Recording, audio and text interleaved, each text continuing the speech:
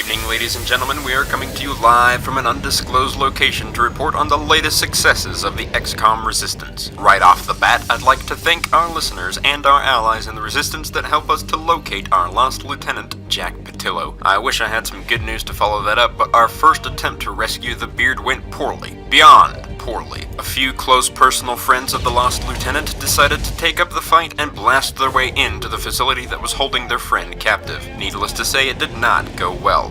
Advent had no intention of letting our lieutenant go freely, and the lads that we sent in soon found themselves inundated with more Advent troops, mechs, and Archons than they could handle. They were each brought to the brink of death and as such were forced to withdraw without Lieutenant Jack in tow. This caused Advent to move Lieutenant Jack to a more secure and more remote facility that we all thought was going to be completely unassailable. When we brought word of this facility to our troops, his friends from XCOM and his past were more than willing to try again, but they were very unsure of their ability to save him, except for one man.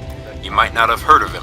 He's a Reaper, and his name is Alfredo Sauce Diaz. He was so confident that he even offered to do this mission single-handed, but our commander insisted on him bringing along a few other soldiers for backup. In retrospect, our commander notes that he very easily could have sent Alfredo in alone. He was in and out of the facility before any Advent grunt, priest, officer, you name it, even knew he was there. Thanks to his efforts, we were finally able to successfully rescue our Lieutenant Jack the Beard Pattillo. In other news, we've been investigating other ways to cripple the Advent administration. To this end, we have forcibly abducted one of their top human scientists from their lab. Naturally, neither Advent nor the Elders were very happy with us when we tried to do this, so what did they do? That's right, they sent another Chosen after us. Our troops had started calling this one the Warlock. He's a very, very powerful scion capable of projecting walking psionic bombs from seemingly miles away. Luckily for us, all of our troops are incredibly adept at handling explosives, so trying to beat us at our own game just isn't going to work. The Warlock's old foes are the borderline insane psionics I've mentioned in earlier broadcasts that call themselves the Templar.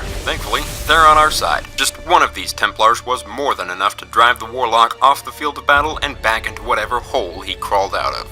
Well, ladies and gentlemen, that's going to be it for now, but until next time, this has been Mystic with the XCOM Resistance Radio, signing off.